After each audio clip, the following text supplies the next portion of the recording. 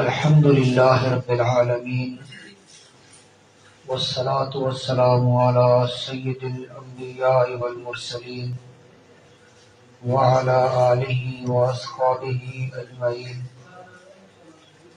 أما بعد فأعوذ بالله من الشيطان الرجيم.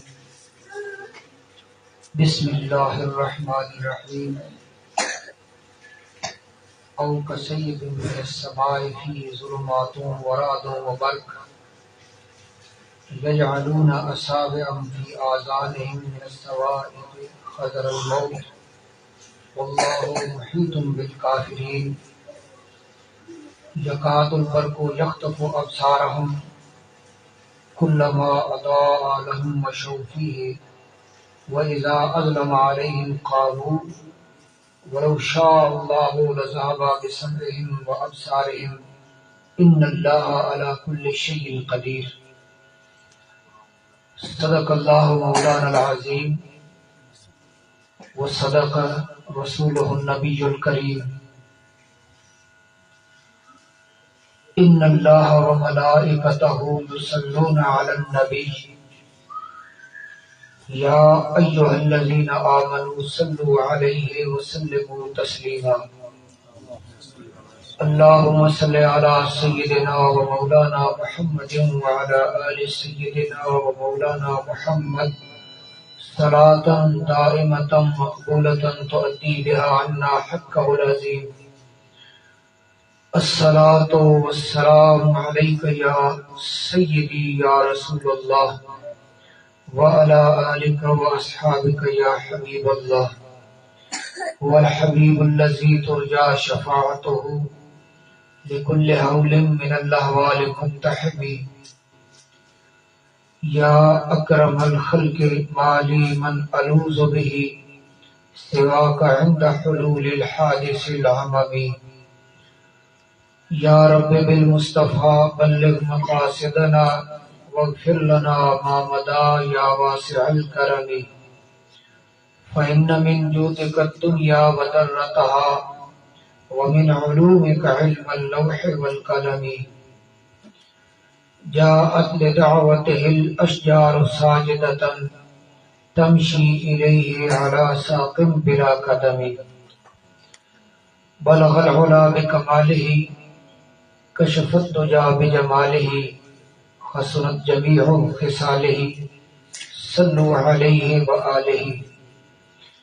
مولاي صل وسلم دائما أبدا على حبيبك خير الخلق كلهم وعلى آله وأصحابه أجمعين. معزز سامعین، تلاوت کردہ آیت کریمہ کا ترجمہ سماعت فرمائیں. منافقین کے حالات بیان ہو رہے ہیں جس میں اللہ کریم جل شانہ نے منافقین کے حالات کو واضح فرمایا اور آخر میں پھر ان کی مثالیں دی. گزشتہ درس میں بھی مثال تھی، آج کے درس میں بھی مثال ہے.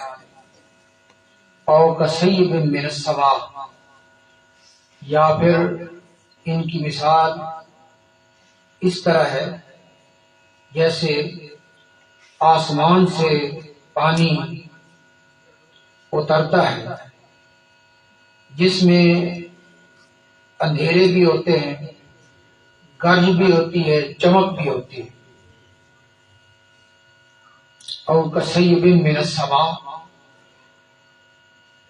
یا جس طرح کے آسمان سے پانی نازل ہو جس میں اندھیرے بھی ہو، گرج بھی ہو، چمک بھی ہو. یجعلون اصابعهم فی آذانهم من الصواعق حذر الموت، اپنے کانوں میں انگلیاں ٹھونس رہے ہیں کڑک کی وجہ سے، موت کے ڈر سے۔ آسمان سے جب بارش اترتی ہے تو اس میں جو بادلوں کی گرج ہوتی ہے، بجلی کی چمک ہوتی ہے، تو ڈر کے مارے یہ اپنی انگلیوں کو کانوں میں داخل کر لیتے ہیں۔ واللہ محیط بالکافرین، اور اللہ کافروں کو گھیرے ہوئے ہے۔ یکاد البرق یخطف ابصارہم، بجلی یوں محسوس ہوتی ہے کہ ان کی نگاہیں اچک لے جائے گی۔ کلما اضاء لہم مشوا فیہ، جب کچھ چمک ہوتی ہے تو وہ اس میں چلتے ہیں۔ وَإِذَا أَظْلَمَ عَلَيْهِمْ قَامُوا، اور جب اندھیرا ہوتا ہے تو رک جاتے ہیں۔ وَلَوْ شَاءَ اللَّهُ لَذَهَبَ بِسَمْعِهِمْ وَأَبْصَارِهِمْ، اور اللہ چاہتا تو ان کے کان اور آنکھیں لے جاتا۔ ان اللہ علی کل شیء قدیر، بے شک اللہ سب کچھ کر سکتا ہے۔ یہ ترجمہ ہے آیات بینات کا۔ گزشتہ آیت کریمہ میں بھی اللہ پاک نے مثال ارشاد فرمائی، مثلهم کمثل الذی استوقد نارا، اس آیت میں کہ ان کی مثال اس طرح ہے جس طرح کوئی آگ روشن کرتا ہے۔ جب آگ روشن ہو جاتی ہے، اس کا ماحول روشن ہو جاتا ہے تو پھر چل پڑتے ہیں، اور پھر جب کچھ اندھیرا ہوتا ہے تو رک جاتے ہیں۔ اب دوسری مثال ارشاد فرمائی کہ آسمان سے جس طرح کے بارش نازل ہوتی ہے تو اس میں اندھیرے بھی ہوتے ہیں، گرج بھی ہوتی ہے، چمک بھی ہوتی ہے۔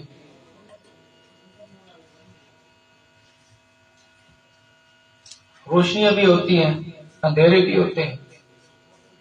اب ایک کی صورتحال جو منافقین کی ہے وہ عجیب سی ہے، مثال کے ذریعے ارشاد فرمائی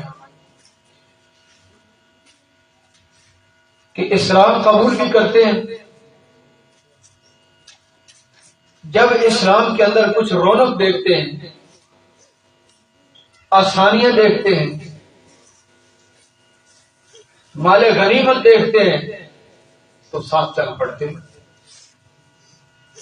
پھر مشکلات بھی آتی ہیں راہ حق میں، اور جب مشکلات آتی ہے تو رک جاتے ہیں۔ اس مثال کے ذریعے اللہ پاک نے ان کے حال کو واضح فرمایا کہ بارش برس رہی ہو، اندھیرا ہو، جب بجلی چمکے تو بندہ چل پڑے، اور جب اندھیرا ہو تو رک جائے۔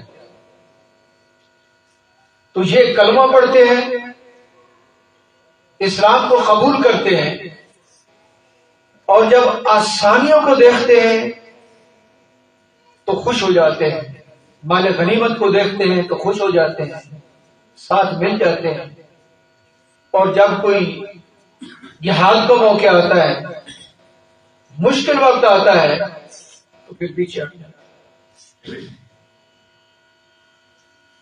یہاں مفسرین نے اس آیت کے تحت بیان فرمایا ہے کہ رسول پاک صلی اللہ تعالی علیہ وسلم کے دور میں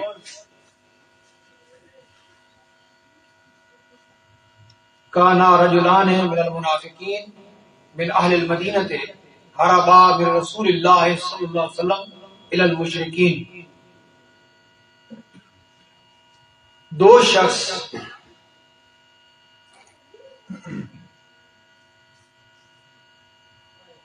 منافقین سے جو مدینہ میں تھے، یہ رسول پاک صلی اللہ علیہ وسلم کو چھوڑ کر مشرکین کی طرف چلے گئے۔ منافق لوگ، ان میں یہ چلتا رہتا تھا، کبھی ساتھ اور کبھی چھوڑ دیا۔ تو ارشاد فرمایا کہ دو شخص منافقین سے رسول پاک صلی اللہ علیہ وسلم کو چھوڑ کر مشرکین کی طرف چلے گئے. یہ جا رہے تھے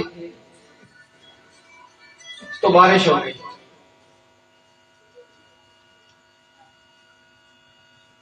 بارش کی وہی صورتحال تھی جو آیت کریمہ میں آئی، کبھی چمک، کبھی گرج، کبھی اندھیرا، کبھی روشنی. یہ جا رہے تھے تو یہ صورتحال بن گئی. تو اب صورتحال یہ بن گئی کہ جب سخت کڑک ہوتی تو اپنی انگلیوں کو کانوں میں داخل کر لیتے، خوف کے مارے، ڈر کے مارے انگلیوں کو کانوں میں داخل کر لیتے کہ کہیں اس طرح نہ ہو کہ اس کی گرج اور کڑک سے ہم مر نہ جائیں. اور جب کچھ روشنی ہوتی تو چل پڑتے، اور جب روشنی نہ ہوتی تو لامالا پھر رک جاتے. اب اس صورتحال میں، پریشانی والی صورتحال میں، انہوں نے کیا کہا؟ لیتنا قد اصبحنا فناتی محمدا فنادوا ایدینا فی یدہ. پریشان ہو گئے کہ بڑے پھنسے ہیں، اللہ کرے صبح ہو جائے، ہم نبی پاک علیہ السلام کے دربار میں حاضر ہو جائیں تو پھر سچے دل سے اپنا ہاتھ ان کے ہاتھ میں رکھ لیں. صبح ہوئی، حاضر ہو گئے اور پھر سچے دل سے اسلام قبول کر کے اپنے اسلام کو عمدہ کر لیا. صورتحال جب ان پہ واضح ہوئی تو انہوں نے اسلام کو سچے دل سے قبول کر لیا. تو جب کوئی سچے دل سے قبول کر لیتا ہے تو پھر آسانیوں میں بھی ساتھ رہتا ہے، مشکلات میں بھی ساتھ رہتا ہے، پھر اس کے حالات واقعات برابر ہو جاتے ہیں. اب اس کے بعد اللہ پاک نے، مفسرین فرماتے ہیں کہ مثال کے ذریعے ارشاد فرمایا کہ منافقین کی یہ مثال ہے کہ کبھی چلتے ہیں اور کبھی رک جاتے ہیں، کبھی ساتھ ہوتے ہیں، کبھی ساتھ چھوڑ جاتے ہیں. تو یہ آیات بینات نازل تو ہوئی منافقین کے حق میں،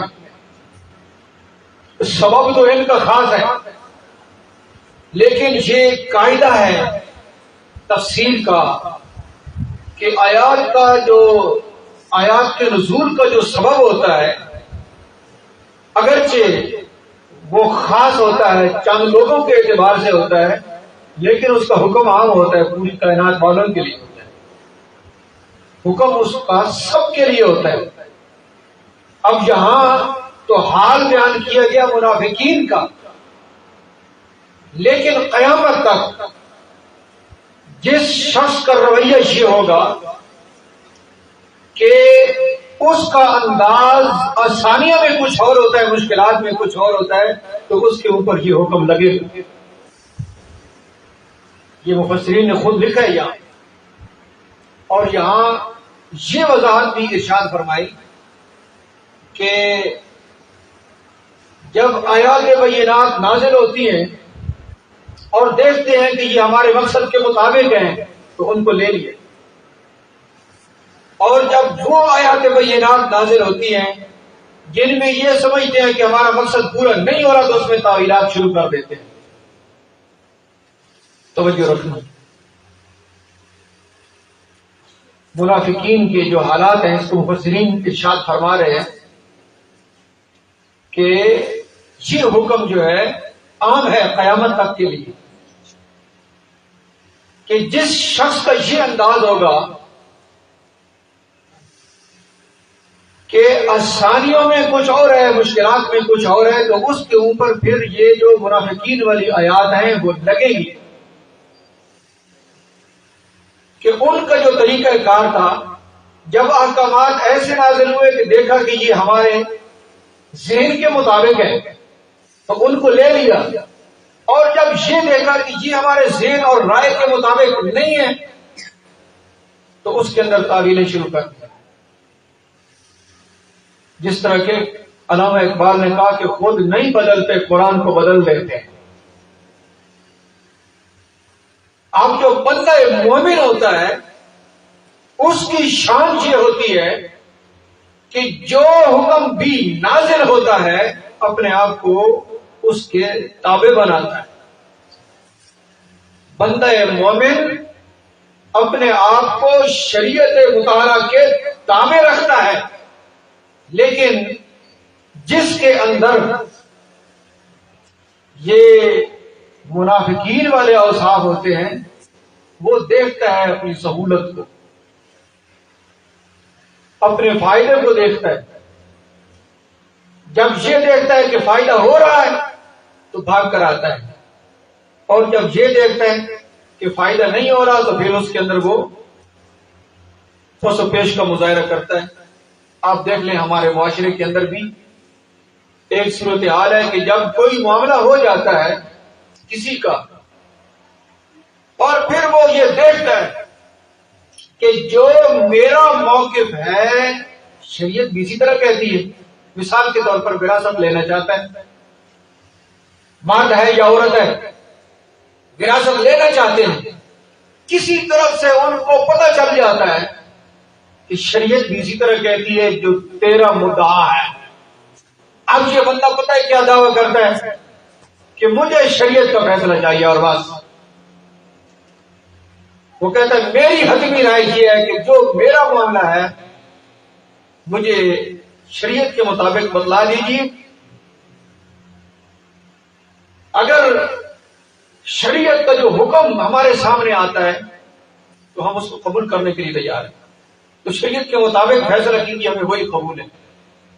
اور اگر خدا نخواستہ اس کو معلوم ہو جائے کہ شریعت کچھ اور کہتی ہے تو پھر یہ اور راستے تلاش کرتا ہے، تعویلات کرتا ہے، اس میں بہانے ڈھونڈتا ہے کہ بھائی یہ بات ایسے ہو گیا تھا پہلے، اب ہم کیا کر سکتے ہیں، یا ایسے ہوتا آ رہا ہے بس اس میں مشکلات ہیں، تو اس قسم کی تعویلات شروع کرے گا۔ تو جس طرح کہ یہاں مفسرین نے ان آیات بینات کے تحت ذکر کیا ہے کہ منافقین دیکھتے ہیں کہ ہماری سہولت کدھر ہے، ہمارا فائدہ کدھر ہے، جب فائدہ سامنے ہوتا ہے تو پھر قربان ہونا شروع ہو جاتے ہیں شریعت پر، احکامات کے اوپر، اور جب دیکھتے ہیں کہ فائدہ نہیں ہے تو پھر وہ الٹے ہو جاتے ہیں۔ تو یہاں خاص طور پہ مفسرین نے یہ بات لکھی ہے کہ جو شخص بھی خواہش کے پیچھے چلے گا، یہاں یہ لفظ ہے، میں وقت ملا تو آپ کے سامنے ذکر کروں گا، بلکہ ذکر کر دیتا ہوں، یہ سامنے آ گئے کہ جو شخص خواہش کے پیچھے چلے گا شریعت کو پیچھے کر دے گا، اس میں یہ منافقت والی بات پائی جاتی ہے۔ اب یہاں پہ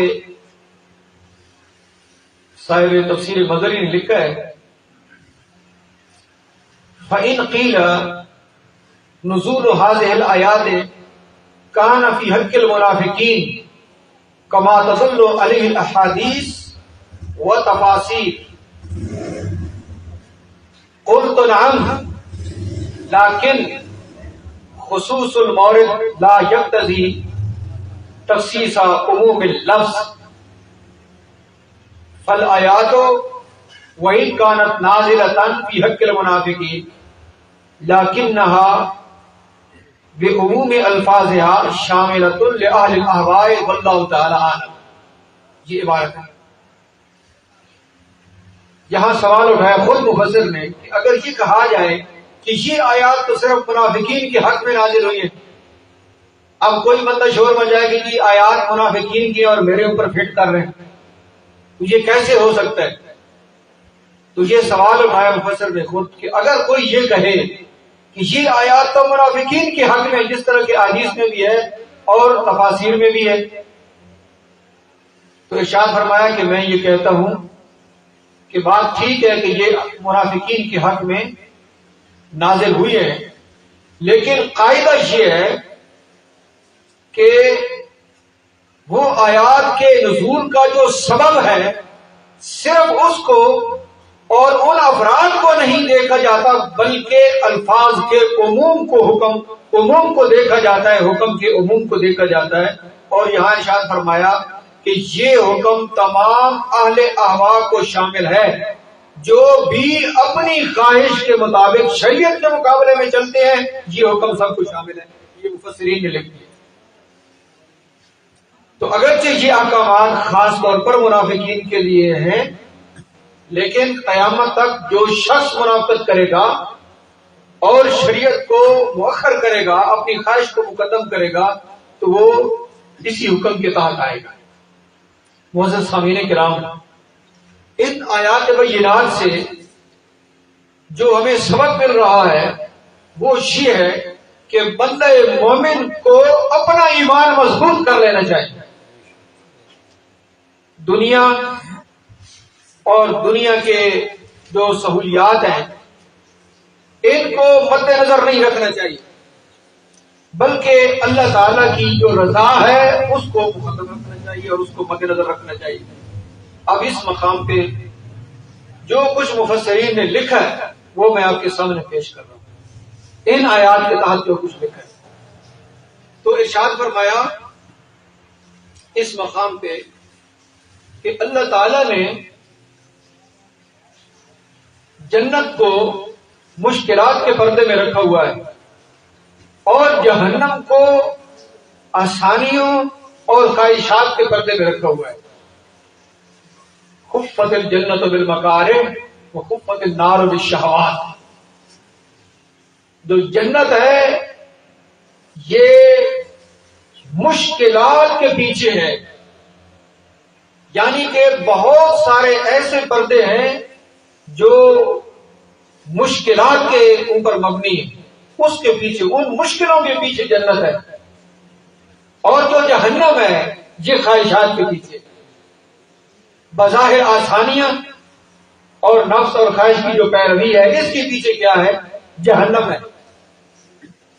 اور اس کی تفصیل بھی یہاں ارشاد فرمائی۔ حضرت ابو ہریرہ رضی اللہ تعالی عنہ سے روایت ہے کہ نبی کریم علیہ الصلوۃ والسلام نے ارشاد فرمایا، لما خلق اللہ الجنت قال لجبرائیل اذهب فانظر الیہا۔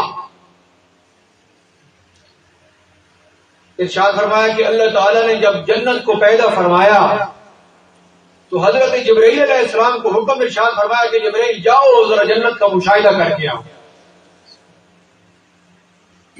فذهب فنظر الیہا۔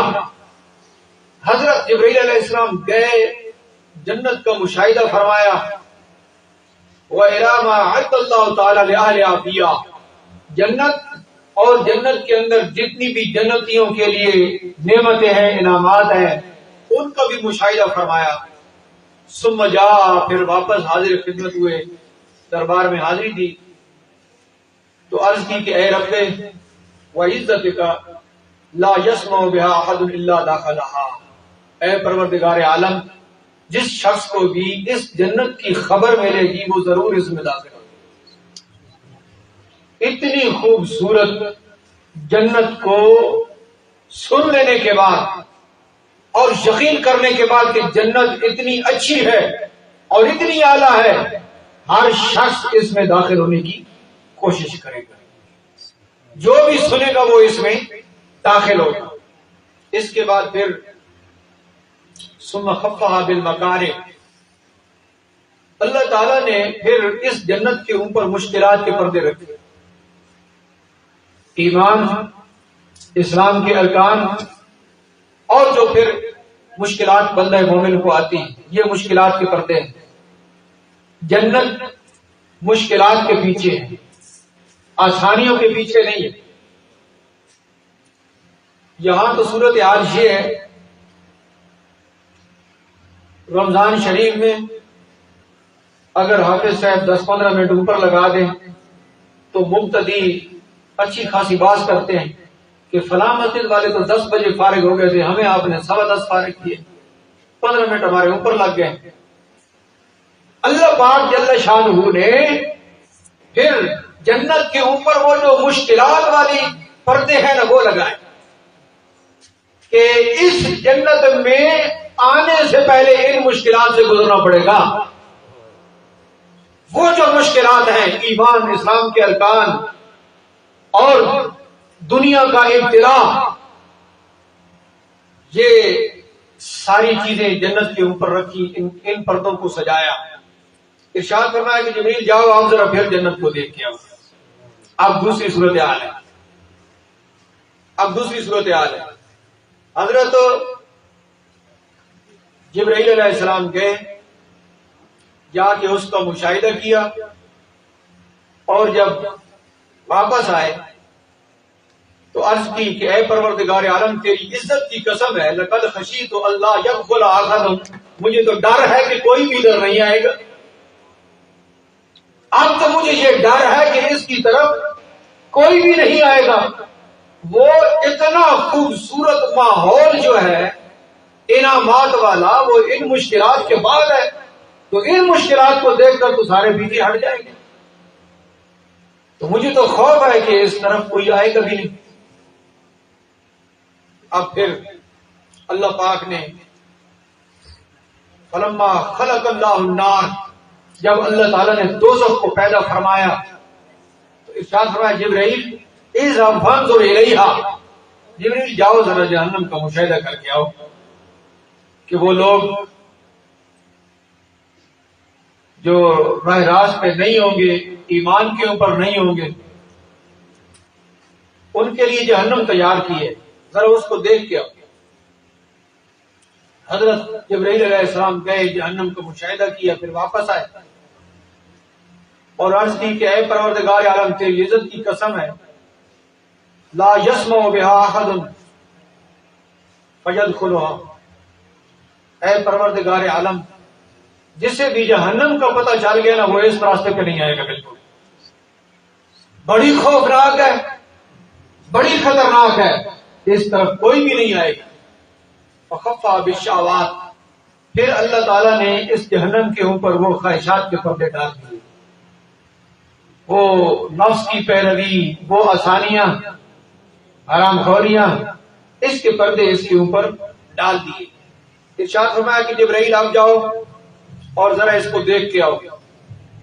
حضرت جبرائیل گئے اور اس کو دیکھا، واپس آئے. رب و عزت، اے پروردگار تیری عزت کی قسم ہے،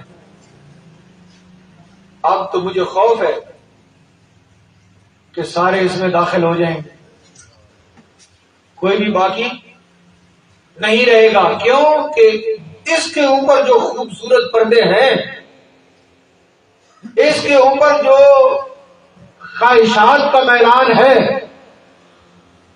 جس طرح کے وہ پرندے شکاری کے جال میں پھنس جاتے ہیں. تو اے پروردگار عالم یہ معاملہ تو اس طرح ہے کہ جو ان آسانیوں کو اور ان خواہشات کو اور ان خوبصورتیوں کو دیکھے گا وہ تو اس میں گر جائے گا. اب دیکھیں اللہ پاک کی کرم نوازی اور مہربانی اپنے بندوں کے اوپر کہ ان کو بتا دیا کہ وہ جو اتنی خوبصورت جنت ہے اور اتنے انعامات والی جنت ہے، یہ جن پردوں کے پیچھے ہے یہ پردے عارضی ہیں، یہ دنیا کے پردے ہیں. جب یہ ہٹا دو گے تو تمہیں ہمیشہ کی جنت مل جائے.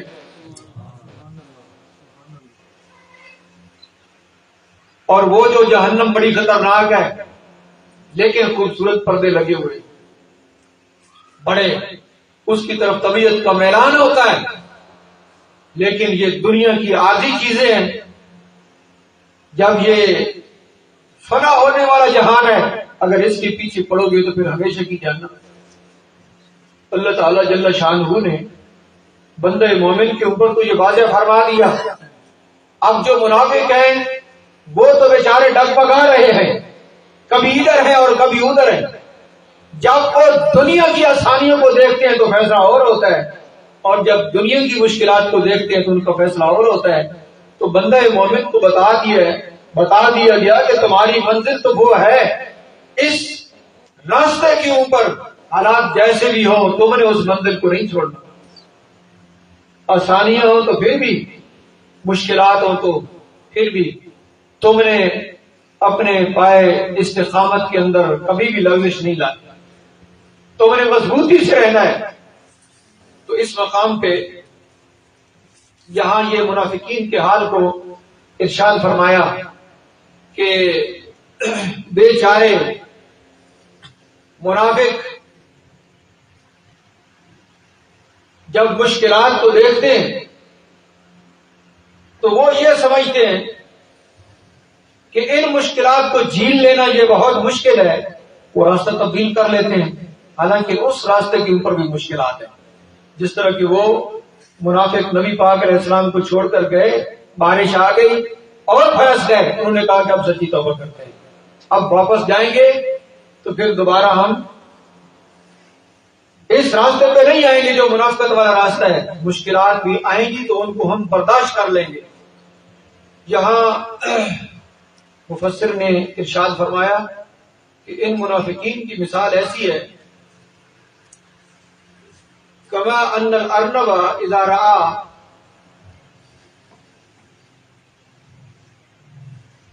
صائدا مقبلا ولا يرى منه مفرا يغمض عينيه زعم منه ان عدم رؤيته ينجيه من قتله۔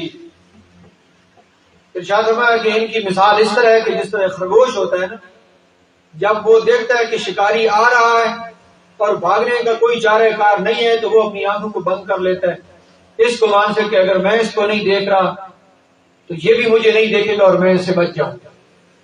یہ صورتحال ہے منافقین کی۔ وہ یہ سمجھتے ہیں کہ ان مشکلات میں اگر ہم یوں اپنے کانوں میں انگلیاں داخل کر لیں گے اور یوں آنکھیں بند کر لیں گے تو ہم بچ جائیں گے شاید، لیکن ان کے بچنے کی کوئی صورتحال نہیں۔ معزز سامعین کرام،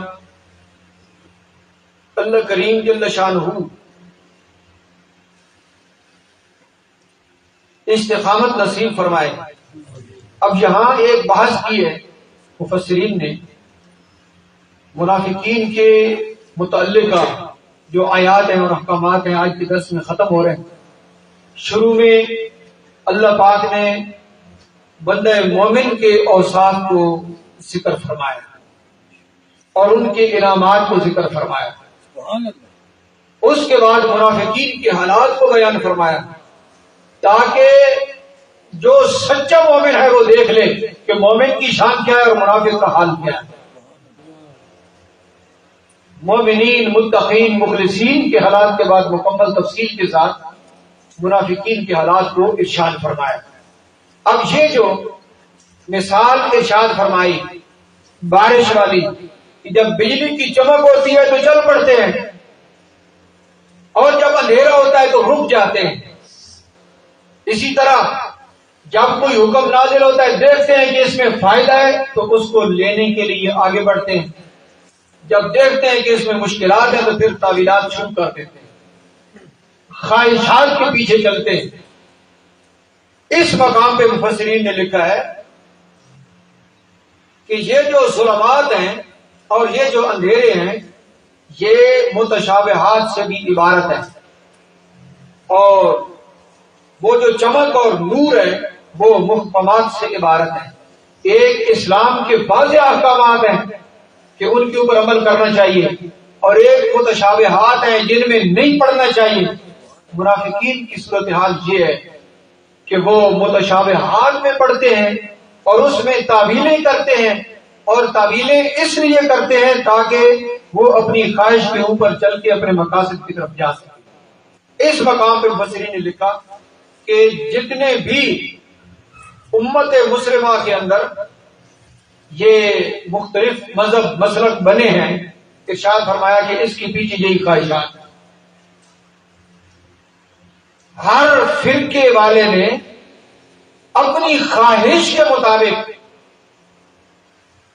وہ دین کے اندر تعویلات کی ہیں اور ان تعویلات کے مطابق اس نے اپنا مذہب اور مسلک بنایا۔ یہاں خود لکھا اور ارشاد فرمایا یہاں تک کہ انہی خواہشات کی وجہ سے جو نبی کریم علیہ الصلوۃ والسلام نے ارشاد فرمایا کہ 73 فرقے ہو جائیں گے، 72 جہنم میں جائیں گے اور ایک درست ہوگا، ارشاد فرمایا کہ المؤمنون من اہل السنہ، جو مومن ہے وہ اہل سنت سے، جو اہل سنت ہے یہ تو ایک پوری جماعت ہے جس کے متعلق ارشاد فرمایا ید اللہ علی الجماع، اللہ کا جو فضل ہوتا ہے وہ جماعت کے اوپر ہوتا ہے، اللہ تعالیٰ کی کرم نوازیاں وہ جماعت کے اوپر ہیں، یہ فرقوں کے اوپر نہیں ہے۔ تو ارشاد فرمایا یہ خواہشات کے پیچھے جو چلنے والے ہیں انہوں نے اپنے مقصد کے مطابق تعویلات کی، یہاں تک کہ بہت زیادہ مسالک اور مذاہب بنے، اور یہاں مثال کے لیے جس طرح کے معتزلہ ہیں، مجسمہ ہیں، روافض ہیں، خوارج ہیں، یہاں ذکر فرما دیا۔ انہی کتاب منافقین والی جو آیات ہیں اس کے محتاط یہاں پر مفسرین نے ارشاد فرمایا کہ یہ اتنے مسالک اور مذاہب جو بنے ہیں تو یہ اس طرح بنے ہیں کہ یہ خواہشات کے پیچھے چلے ہیں، اللہ تعالیٰ کے حکم کو انہوں نے نہیں دیکھا، شریعت کو انہوں نے نہیں دیکھا، انہوں نے حق نہیں دیکھا کہ ان کو حق نظر آتا اور باطل باطل نظر آتا ہے، ایسی صورتحال انہوں نے پیدا ہی نہیں کی، بلکہ یہ ایک چیز کے اوپر ڈٹ گئے اور سامنے انہوں نے مصلحت کو دیکھا۔ میں آپ کو عرض کرتا ہوں کہ مصلحتوں کا شکار ہونے کی وجہ سے بندہ حق سے کتنا دور ہو جاتا ہے۔ ایک شیخ جو ہے پیر، ایک تو حقیقی پیر ہوتا ہے، اس کا مقام تو کچھ اور ہے، ولی کامل کا مقام تو کچھ اور ہے، لیکن آپ کو معلوم ہے کہ جو لیبل والے ہوتے ہیں اور ویسے ہی بغیر استحقاق کے مسند نشین ہوتے ہیں، یہ ان کی بات ہو رہی ہے۔ تو ایک جو پیر ہے، یہ اہل ہوا کا ذکر ہے یہاں پہ مفسرین نے، جو میں گفتگو عرض کر رہا ہوں یہ ان آیات کے تحت مفسرین نے لکھی، اور یہ جو ہمارا موضوع کافی عرصے سے چل رہا ہے یہ اس کا تتمہ ہے، آگے پھر عنوان تبدیل ہو رہا ہے۔ تو ایک جو پیر ہے مسند نشین ہے، اس کے سامنے حقائق بھی ہیں، اہل سنت کے نظریات بھی اس کے سامنے ہیں کہ اہل سنت کا نظریہ کیا ہے، لیکن وہ دانستہ اہل سنت کے نظریے کو بیان نہیں کرتا، جس کی وجہ سے ہمارے حالات خراب ہو رہے ہیں۔ اور وہ کیوں نہیں بیان کرتا؟ اسے پتا ہے کہ میرے مریدین میں سے کچھ ایسے ہیں جو اس بات کو قبول نہیں کریں گے، تو رام والا اگر یہ ہٹ گئے تو پھر ان کے نذرانے بھی ہٹ جائیں گے، وہ بات نہیں کرتا، ایک وجہ۔ اور دوسرا وہ یہ سمجھتا ہے کہ میرے اوپر جو میرا پیر بیٹھا ہے، میرا جو شیخ ہے، اس کا نظریہ بھی یہ نہیں ہے، اگر میں حق بولتا ہوں تو میرے اوپر جو بڑا بیٹھا ہے، جو میرا پیر ہے، وہ کہے گا کہ میں نے اس کو اپنی خلافت سے اور اپنی مریدی سے خارج کر دیا، تو پھر مرید مجھے چھوڑ جائیں گے، وہ مجھے چھوڑ جائیں گے۔ اب وہ حق نہیں بولتا، کبھی تو مریدین کے خوف سے، ماتحت کے خوف سے، اور کبھی ماخوف کے خوف سے۔ وہ جو اوپر پیر بیٹھا ہے وہ یہ کہہ دے گا کہ یہ جو میرا خلیفہ ہے میں نے اس کی خلافت کو سلب کیا، اور میں یہ اعلان کرتا ہوں کہ آئندہ کوئی بھی اس سے قریب نہ جائے۔ اب وہ حق نہیں بولتا، حق نہ بولنے کی وجہ سے اب وہ جو حق کو چھپاتا ہے معاشرے کے اندر بگاڑ پیدا ہوتا ہے۔ یہ اس کو آپ کہیں خواہش پرستی بھی اور شخصیت پرستی بھی۔ جب دفاع شخصیات کا ہوگا تو مذہب کمزور پڑ جائے گا، توجہ رکھنا، یہ بڑی قیمتی بات ہے۔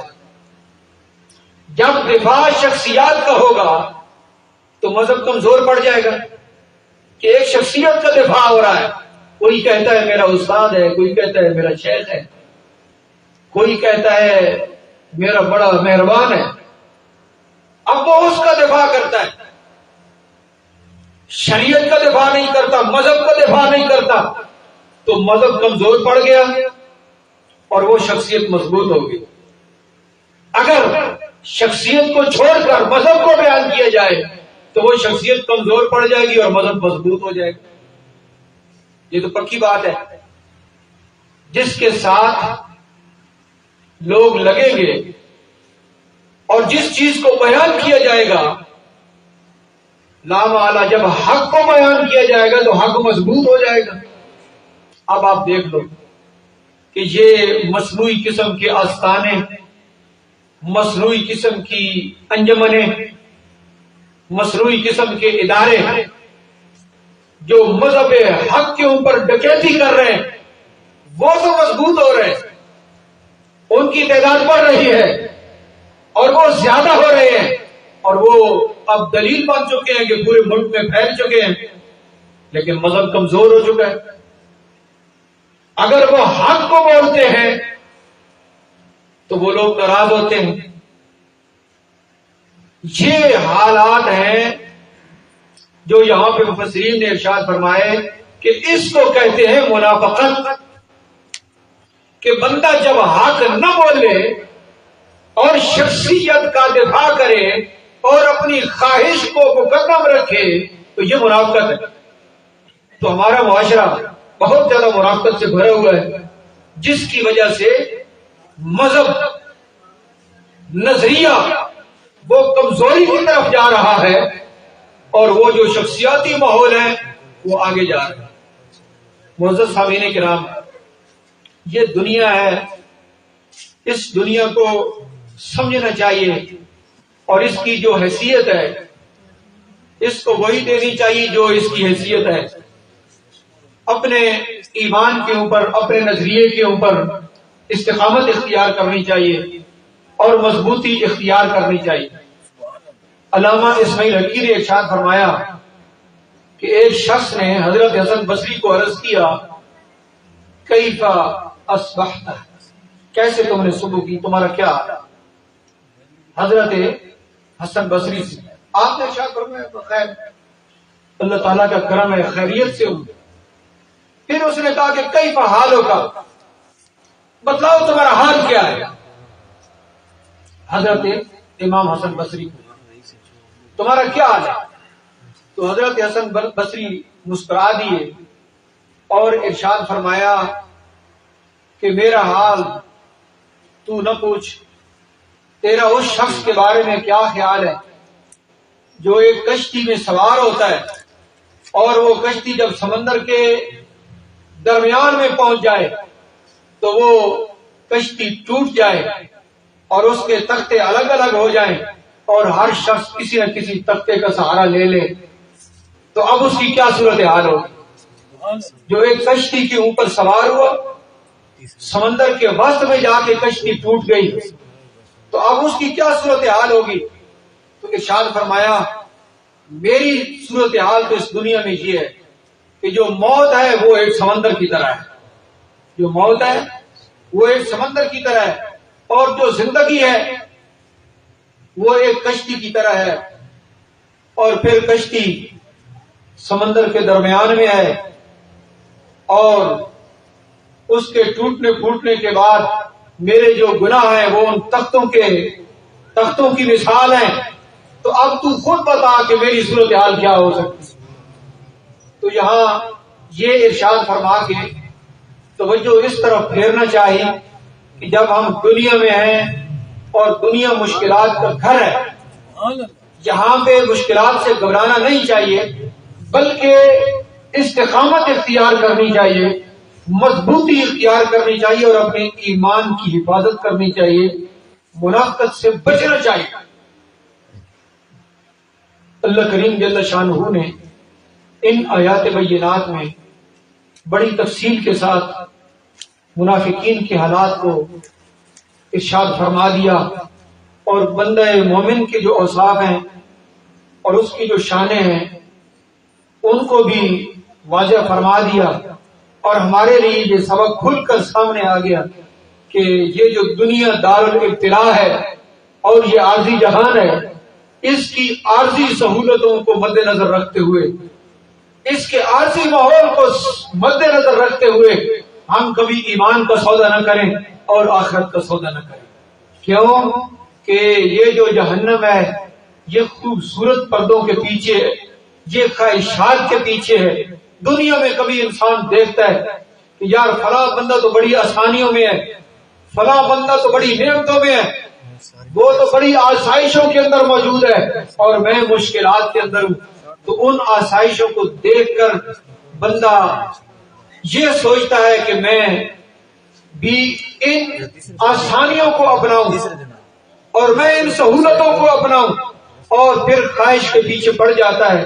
جب خواہش کے پیچھے پڑ جاتا ہے ان آسانیوں کو حاصل کرنے کے لیے تو یہ راہ راست سے ہٹ جاتا ہے۔ اس مقام پہ مفسرین نے ایک بات کی ہے، میں وہ ضروری سمجھتا ہوں۔ علامہ اسماعیل حقی نے ارشاد فرمایا کہ جو بندہ عمل کرتا ہے نا، دیکھیے نماز پڑھتے ہیں، ہم روزہ رکھتے ہیں، قرآن حکیم کی تلاوت کرتے ہیں، بہت زیادہ جو نیکی والے کام ہیں وہ ہم کرتے ہیں اس دنیا کے اندر، لیکن یہ جو نیکی والے کام ہیں ان کی حفاظت کی طرف بہت کم توجہ ہے۔ اب یہ آخر میں جو علامہ اسماعیل حقی نے اس کی طرف وضاحت جو ہے وہ ارشاد فرمائی ہے، میں بالکل اس کا خلاصہ عرض کروں گا، تفصیل کا وقت نہیں ہے، آپ نے اس کو ملاحظہ کرنا ہے اور بالخصوص پھر اپنے حالات کے اوپر نظر ثانی کر کے اپنے جو وہ نیکی والے عمل ہیں ان کو بچانے کی کوشش کرنی ہے۔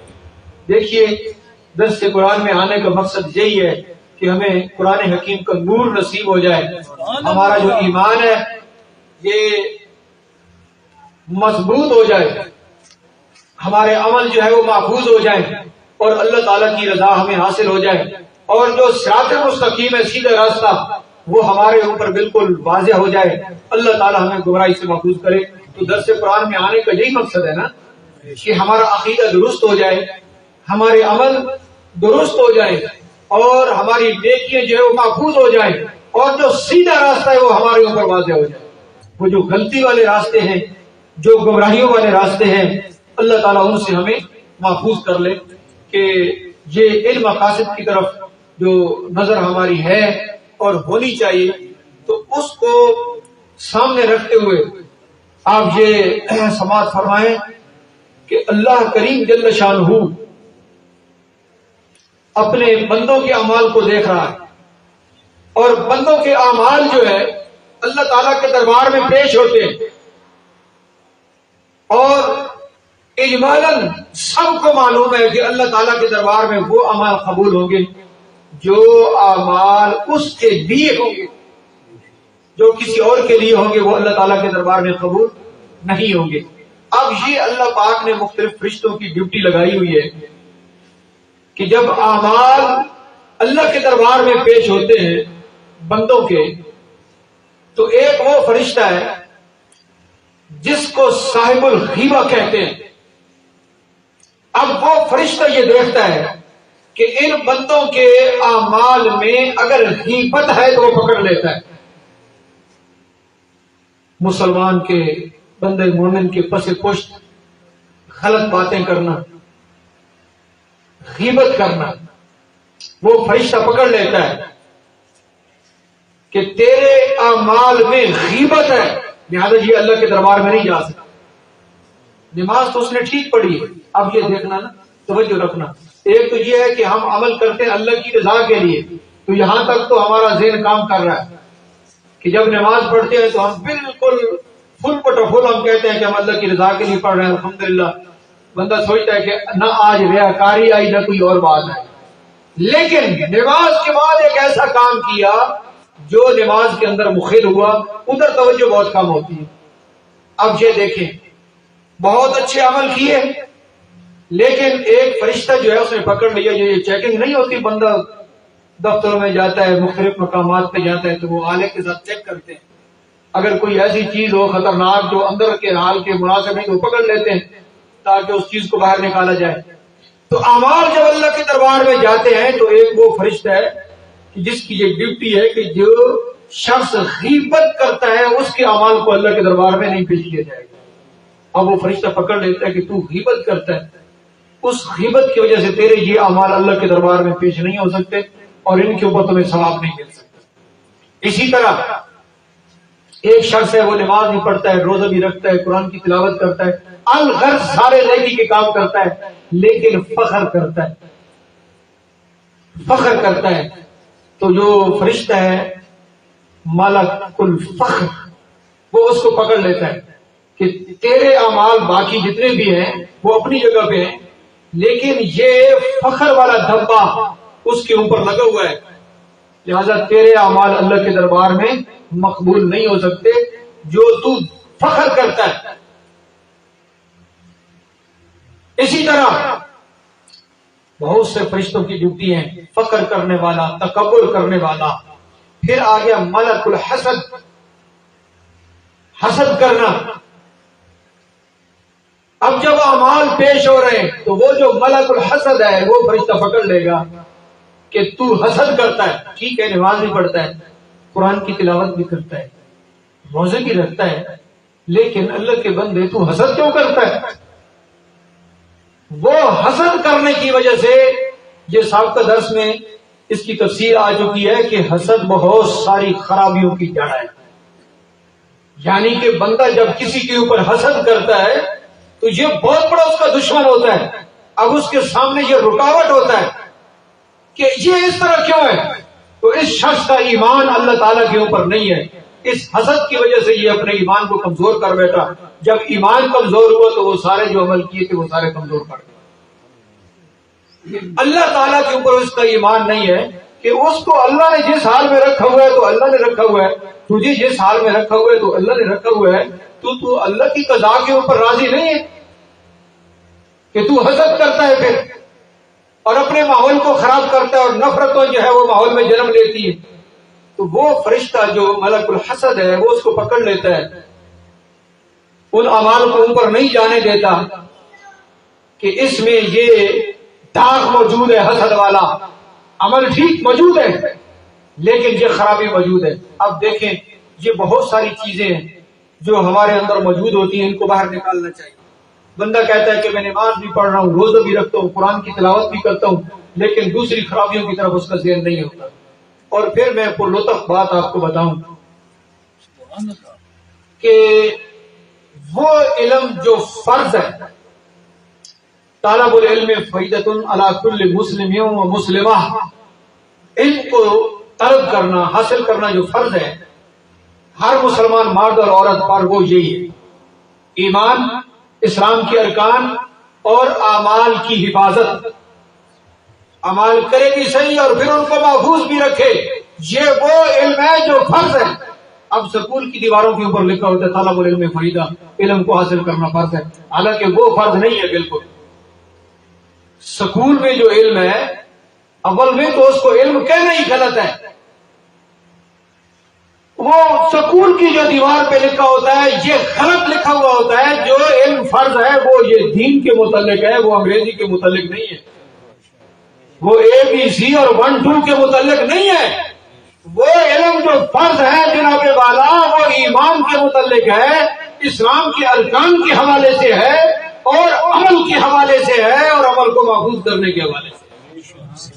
حضرت عظیم البرکت امام محمد رضا اور فقہاء نے اس مسئلے کی وضاحت لکھی ہے کہ جو علم حاصل کرنا فرض ہے اس میں یہ بھی ہے کہ بندہ غیبت نہ کرے، حسد نہ کرے، تکبر نہ کرے، کیونکہ یہ کام کرنے کی وجہ سے وہ سارے کام اس کے ختم ہو جائیں گے۔ اب اس فرض کا تو پتہ نہیں کسی کو، اور اس نے PhD کی ہوا ہے اور MA کی ہوا ہے تو وہ جاہل ہے، جو فرض تھا اس نے حاصل نہیں کیا۔ اب دیکھیں تو وہ فرشتہ اس کو پکڑ لے گا کہ یہ اعمال اللہ کے دربار میں جانے کے قابل نہیں ہے، کہ یہ شخص جو ہے یہ حسد کرتا ہے۔ اسی طرح ایک ملک الرحمہ ہے کہ بندہ سارے کام کرتا ہے لیکن اللہ کے بندوں کے اوپر مہربانی نہیں کرتا، سختی کرتا ہے، جبر کرتا ہے، زیادتی کرتا ہے، ظلم کرتا ہے، مہربانی نہیں کرتا۔ جو شخص اس کو دیکھتا ہے وہ کہتا ہے یار ٹھیک ہے، نمازی بھی بڑا ہے، قرآن کی تلاوت بھی کرتا ہے، روزہ بھی رکھتا ہے، لیکن اس کو منہ لگانے کو جی نہیں چاہتا کہ یہ بہت زیادہ سخت بولتا ہے اور ظلم کرتا ہے، یہ مہربانی نہیں کرتا، یہ مہربان نہیں۔ تو جو اللہ کے بندوں کے اوپر مہربانی نہیں کرے گا تو اس کے اعمال بھی ضائع ہو جائیں گے، ختم ہو جائیں گے۔ تو اب چاہیے کہ اگر نماز پڑھی ہے، روزہ رکھا ہے، تو پھر لوگوں کے ساتھ اس نے سلوک بھی کرے، مہربانی بھی کرے، گھر جائے تو وہاں ہوا نہ بن جائے، مارکیٹ میں جائے تو وہاں ہوا نہ بن جائے، دفتر میں بن جائے تو وہاں عذاب نہ بن جائے، جس ماحول میں جائے وہاں لوگ توبہ توبہ نہ شروع کر دیں، بلکہ جائے تو لوگوں کی نظریں اور لوگوں کے دل بچ جائیں کہ اللہ کا بندہ آ گیا ہے تو ضرور کوئی اچھی بات کرے گا اور مہربانی کرے گا۔ تو ارشاد فرمایا کہ اگر یہ رحیم نہیں ہے تو پھر اس کی عمل ضائع ہو جائے گی۔ اسی طرح ارشاد فرمایا ایک فرشتہ ہے جس کی ڈیوٹی ہے کہ وہ اس بات پہ نظر رکھتا ہے کہ اس نے یہ کام اللہ کے لیے کیا ہے یا غیر اللہ کے لیے کیا ہے، وہ اس بات پہ نظر رکھتا ہے۔ اگر کام جو ہے وہ اللہ کے لیے نہیں ہے، کسی اور کے لیے، تو یہ فرشتہ بھی پھر اس کو پکڑ لیتا ہے۔ ایک اور مقام ہے جو بہت باریک لکھا، مختصراً عرض کرتا ہوں کہ ایسے لوگ بھی ہوں گے اور ایسے لوگوں کے اعمال بھی ہوں گے کہ اللہ تعالیٰ خود گرفت فرمائے گا کہ میں دیکھ رہا ہوں کہ تیرا عمل میرے لیے نہیں تھا، کسی اور کے لیے تھا۔ معزز سامعین کرام، یہاں یہ سارے معاملات، یہ ساری تفصیلیں منافقین کے احکامات کے ذیل میں مفسرین نے ارشاد فرما دی ہے۔ کیوں کہ منافقین جو ہے جتنے بھی معاملات کرتے تھے وہ اپنی ذات کے لیے کرتے تھے۔ یہاں اللہ پاک نے مثال ارشاد فرمائی اور مثال سے ان کا حال بتایا۔ جب وہ دیکھتے تھے کہ روشنی ہے، آسانیاں ہیں اور اس میں ہمارا فائدہ ہے تو پھر وہ کہتے تھے کہ ہم جناب مسلمان ہیں، ہم مومن ہیں، ہم آپ کے ساتھ ہیں، ہم بالکل آپ کے ساتھ ہیں اور ہم پکے مومن ہیں، ساتھ مل جاتے تھے اور دل میں کھوٹ رکھتے تھے۔ جب مشکلات آ جاتی تھی تو پھر ہٹ جاتے تھے، ساتھ چھوڑ جاتے تھے۔ تو یہ بندہ مومن کا وصف نہیں ہے۔ جو بندہ مومن ہوتا ہے وہ خالص ہوتا ہے اور ہر حال میں وہ ایک طرح ہوتا ہے، آسانیوں میں، مشکلات میں، ظاہراً باطناً وہ اپنے معاملات کو درست رکھتا ہے، اور جو کام اللہ کی رضا کے لیے کیا جاتا ہے پھر اس کا معیار بھی اور ہوتا ہے۔ جو اللہ کی رضا کے لیے، جو کسی کی خاطر ہے تو نام والا حالات بدلنے سے وہ اس کو چھوڑ دے گا۔ تو معزز سامعین کرام، درس قرآن کا بنیادی مقصد یہ ہے کہ ہم راہ راست سے آئیں اور قرآن کے نور سے ہمارے دلوں کے اندر ایک ایسی چمک پیدا ہو جائے کہ ہمیں صراط مستقیم نظر آنا شروع ہو جائے، جو سیدھا راستہ ہے وہ ہمیں نظر آنا شروع ہو جائے، اور وہ جو راستے خواہشات کے ہیں جن کی تفصیل کافی سابقہ دروس میں ہو چکی ہے، وہ راستے جو خواہشات کے ہیں یا شخصیات کے ہیں، اس پہ توجہ رکھنا کہ اس دور میں وہ جو شخصیات کے راستے ہیں نا، جو اقبال نے نہیں کہا تھا اگرچہ بت ہے جماعت کی آستینوں میں، مجھے ہے حکم اذان لا الہ الا اللہ۔ پتہ ہے اس کا کیا معنی ہے؟ اگرچہ بت ہے جماعت کی آستینوں میں، تو یہ کون سے بت ہیں؟ یہی شخصیات ہیں کہ لوگ شخصیات کے پیچھے پڑے ہوئے، حقائق کے پیچھے نہیں۔ ایک شخصیت کو اجاگر کیا جاتا ہے، کبھی کسی حوالے سے اور کبھی کسی حوالے سے، اس کی ایک تفصیل ہے۔ کبھی بیرونی سازش کے حوالے سے کسی کو اجاگر کیا جاتا ہے، کبھی اندرونی سازشوں کی وجہ سے کسی کو ابھارا جاتا ہے، اور پھر اس شخصیت کے گرد گرد طواف کرایا جاتا ہے۔ بندہ مومن کی شان یہ ہے کہ وہ حقائق کو دیکھتا ہے، نظریات کو دیکھتا ہے، شخصیات کو نہیں دیکھتا۔ ہاں، جو شخصیت حق کے اوپر ہے اس کو سلام ہے، اور جب حق کو چھوڑ جائے تو پھر اس کو دوسرا سلام ہے۔ جو قرآن نے کہا کہ جب جاہل سامنے آتے تو کہتے ہیں ٹھیک ہے، وَإِذَا خَاطَبَهُمُ الْجَاهِلُونَ قَالُوا سَلَامًا، پھر وہ سلام کر کے سائڈ پہ ہو جاتے ہیں۔ تو اس لیے ہمارا مقصد یہ ہے کہ قرآن حکیم کے نور سے ہم اکتساب کریں، فیض حاصل کریں، اور جو اصل صراط مستقیم ہے جو ہمارے اکابرین نے ذکر کیا، اولیاء کاملین نے ذکر کیا، اس کے اوپر چل کے ہم صراط مستقیم کی جو روشنی ہے اس کو حاصل کرتے ہوئے ہم قرب خداوندی کو حاصل کریں۔ اللہ کریم جل شانہ ہمیں عمل کی توفیق نصیب فرمائے۔ وآخر دعوانا الحمدللہ رب العالمین۔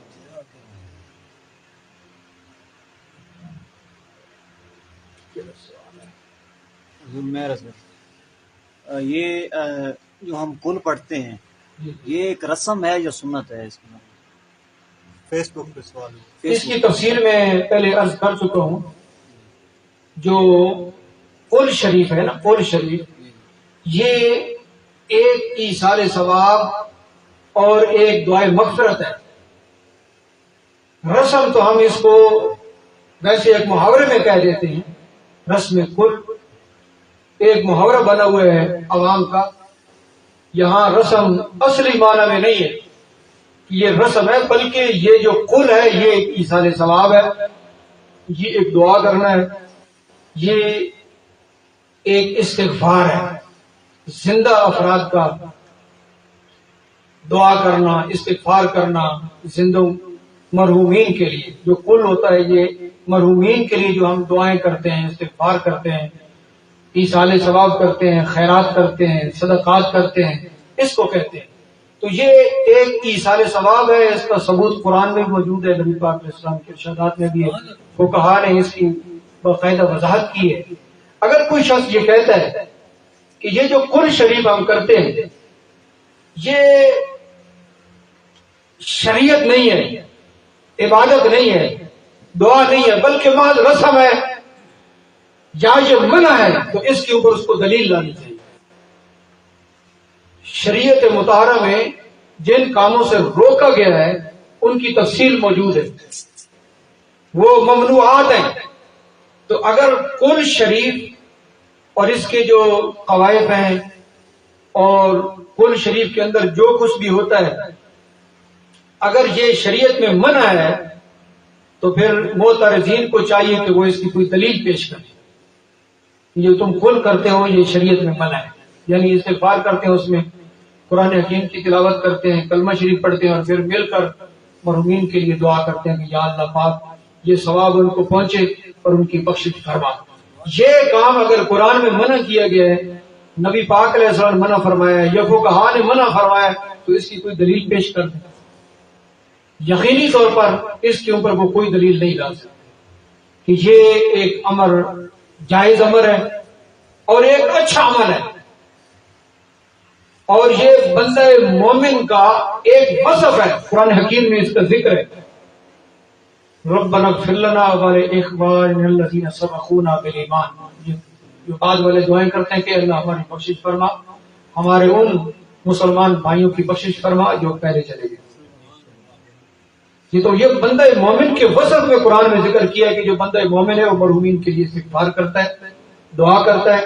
اور اس کی تفصیل میں پہلے عرض کر چکا ہوں کہ کوئی اس کے اندر ایسی چیز نہیں ہونی چاہیے، ایسا کام نہیں ہونا چاہیے جو شریعت کے خلاف. قل شریف کے اندر مثال کے طور پہ اس میں اتنا خرچ کرنا جو نہیں کر سکتا اور اس کو ضروری سمجھنا کہ میں نے اگر قل شریف کرنا ہے تو لا والا میں نے اتنا گوشت بھی پکانا ہے، اتنا حلوہ بھی پکانا ہے اور میں نے لوگوں کو مدعو کرنا ہے اور میرے اندر طاقت بھی نہیں ہے تو لا والا پھر مجھے قرض لینا پڑے گا اور قرض لے کے مجبور ہو کے کرنا، یہ غلط کام. یہ ایک ایصال ثواب ہے اور ایک یہ دعا ہے. جتنا وہ کر سکتا ہے اتنا کرے، اس کے اوپر اپنے اوپر بوجھ نہ ڈالے اور اس میں ورثاء کے جو حقوق ہوتے ہیں ان کو بھی نہ دبائے. اپنے طور پہ جائز طریقے سے جتنا وہ انتظام کر سکتا ہے وہ کرے، چاہے تو اس میں کھانا کھلائے، صدقات کرے، خیرات کرے، چاہے تو یہ کچھ بھی نہ کرے، صرف بیٹھ جائے اور کلمہ شریف درود شریف پڑھ کے وہ مرحوم کے لیے دعا کرے. یہ بات ضروری ہے. ہم یہ نہیں کہتے کہ اس کے اندر اتنا خرچہ کرنا وہ ضروری ہے، بندہ پہنچتا ہے نہیں پہنچتا وہ ضرور کرے، یہ بات نہیں ہے، بالکل قطعاً یہ بات نہیں ہے. اس قسم کی اگر کوئی بات کرتا ہے تو یہ اس کی اپنی طرف سے، یہ کوئی نظریہ، کوئی عقیدہ، کوئی اہل سنت کے معمولات سے نہیں. ایصال ثواب، محض ایصال ثواب، اور اس کے اندر صدقہ و خیرات جتنا وہ آسانی کے ساتھ کر سکتا ہے اپنی خوشی سے اور اپنی حالت کے مطابق وہ کرے، اس کو اجازت ہے. شریعت مطہرہ میں اس کے سامنے کوئی رکاوٹ موجود نہیں ہے.